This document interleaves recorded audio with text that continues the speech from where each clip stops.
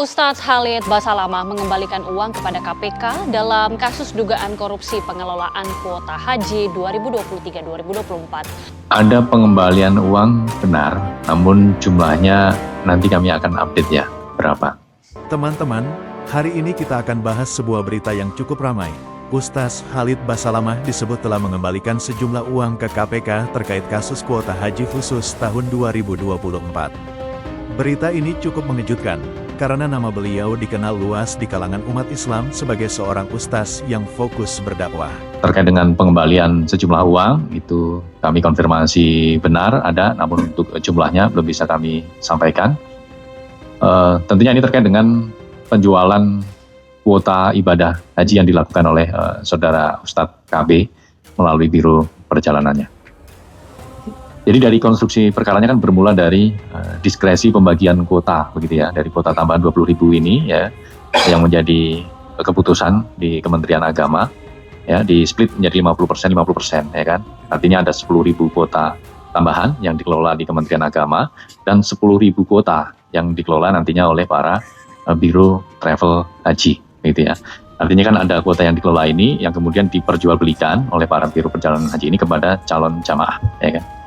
Nah, di mana dalam proses jual beli itu juga KPK mendalami terkait dengan apakah kuota ini diperjualbelikan kepada jamaah-jamaah yang kemudian langsung bisa berangkat tanpa antrean atau seperti apa. Karena dalam kuota haji khusus ini kan sebetulnya juga ada antreannya, begitu. Nah, itu juga didalami terkait hal itu, termasuk penjualannya berapa, terus ongkos yang sebetulnya dibutuhkan untuk penyelenggaraan ibadah haji itu berapa. Nah, itu termasuk yang didalami.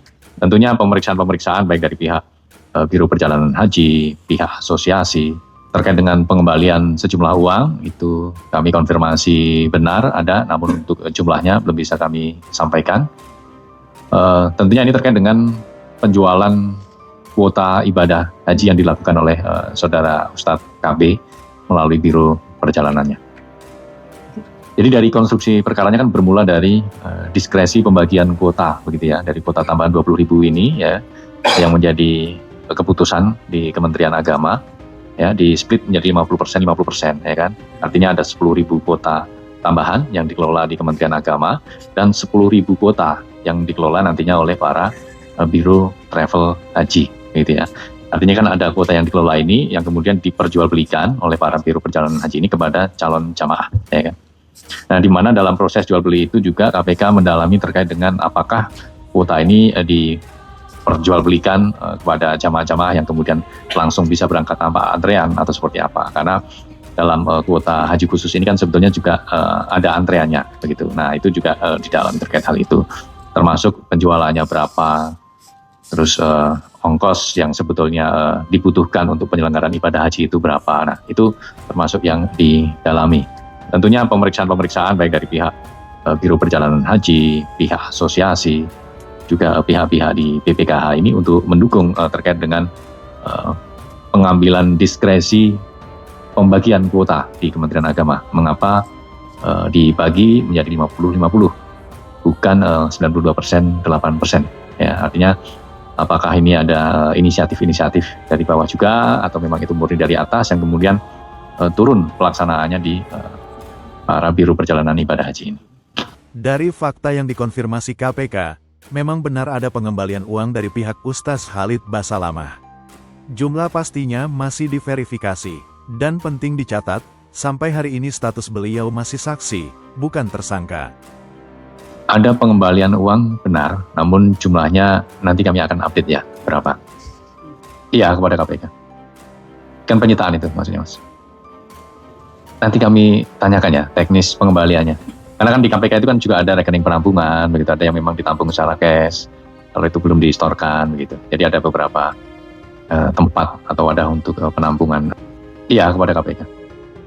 Kan penyitaan itu maksudnya, Mas. Mari kita dengarkan penjelasan Ustadz Basalamah terkait pengembalian uang ke KPK pada podcast Kasih Solusi.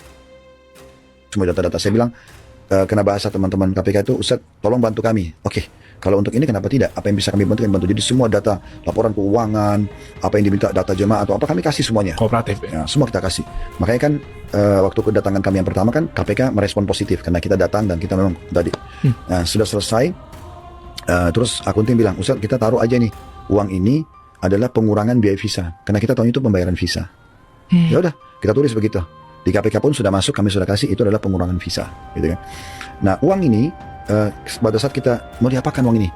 Saya juga tidak ingin pakai untuk beli tiket, kita kan ada pembukingan tiket, pesawat, ada hotel, umroh kan terus berjalan. Tapi uang ini kita masih ragu nih, dipakai atau tidak. Jadi saya biarin aja. Sampai akhirnya panggilan yang kedua, KPK minta uang itu dikembalikan. Jadi kita kembalikan uang itu ke KPK, kita kembalikan uang itu ke KPK. Nah, waktu itu juga ada jemaah kami sekitar 37 orang, waktu sebelum berangkat haji, itu visanya belum keluar. Kami konfirmasi ke pihak Muhibbah, ini kenapa. Lama baru ada jawabannya. Terakhir jawabannya, ya ini kalau mau keluar, bayar $1.000 per orang. Berarti 37.000. Ini selain daripada jamaah yang sudah bayar 4.500. Sebenarnya sudah bayar, ini tambahannya. Kursnya dolar ya teman-teman ya? Ya, pakai dolar, $4.500 per visa. Itu sudah kami bayar. Nah, tapi dari 4.500 itu kali 122 jemaah, itu memang yang yang keluar visanya, yang belum keluar itu 37. Nah, itu kan kalau misalnya kenapa nggak keluar? Kita kan sudah bayar. Ya ini kalau mau keluar, bahasa mereka, ya tambah $1.000 per jamaah. Dan itu bahasa Ibnu Mas'ud. Jadi dia bayar $1.000 jadi kali 30 itu 37.000. Kami bayar lah. Ternyata setelah itu kami tahu itu uang dianggap itu adalah jasanya dia. Kok tiba-tiba ada jasa? Nah itu saya sempat tanya. Waktu pertama dia datang untuk nawarkan visa, dia bilang kami mau bantu untuk memudahkan segala macam. Terus saya bilang, kenapa? Tiba-tiba antum minta jasa. Dia bilang, antum ini nggak kayak orang nggak ngerti. Lah? Ya, antum sudah dibantu begini begitu bahasanya, sambil marah-marah. Loh, antum Ustadz masa antum nggak paham? Sebentar, justru karena saya Ustadz saya harus paham. Saya tahu nih halal haramnya di mana nih, gitu. Udah dia marah-marah pokoknya, sampai dia waktu itu mengancam tidak mau melanjutkan proses visanya Uhud, jemaah visa kami. Jemaah Uhud sudah tidak boleh diurus gitu kan. Loh, kecuali mungkin kalau kita bayar itu, ya udah kita bayar, karena kita nggak mungkin mundur. Nggak ada akad ya padahal ya, tapi tetap dibayar Ustaz ya. Seperti itulah. Nah makanya teman-teman KPK tuh saya sampaikan semua ini, mereka bilang Ustaz, yang ini yang 4.500 kali sekian jemaah kembalikan ke negara Ustaz. Oke, yang 37.000 juga dikembalikan ke negara. Maaf dipotong Ustaz, boleh spesifik nggak? $4.500 tadi dikali sekian jamanya berapa Ustaz? Kalau kita lihat dari jalannya kasus, ada dugaan praktik jual beli kuota tambahan haji. Nah, sebagai pemilik biro perjalanan, bisa saja beliau ikut terimbas karena sistem kuota yang carut-marut. Ada kemungkinan besar, Ustaz Khalid sendiri sebenarnya juga tertipu oleh pihak tertentu dalam pengurusan visa maupun kuota tambahan ini. Kenapa bisa begitu? Karena menurut laporan, ada jamaah yang harus bayar biaya tambahan untuk visa khusus. Jika biro perjalanan tidak diberi akses langsung ke sistem, dan hanya bergantung pada pihak-pihak yang menjanjikan kuota, maka sangat mungkin Khalid Basalamah hanya menjadi korban mekanisme yang tidak transparan. Mari kita bersikap adil, jangan terburu-buru menuduh. Bisa jadi Ustaz Khalid Basalamah pun sebenarnya tertipu dan hanya terjebak dalam sistem yang bermasalah. Kita tunggu saja hasil resmi penyelidikan KPK, supaya semua jelas. Silahkan tulis pendapat kalian di kolom komentar. Jangan lupa like dan subscribe biar kita bisa nonton video-video seru lainnya. Sampai ketemu di video berikutnya, sampai jumpa.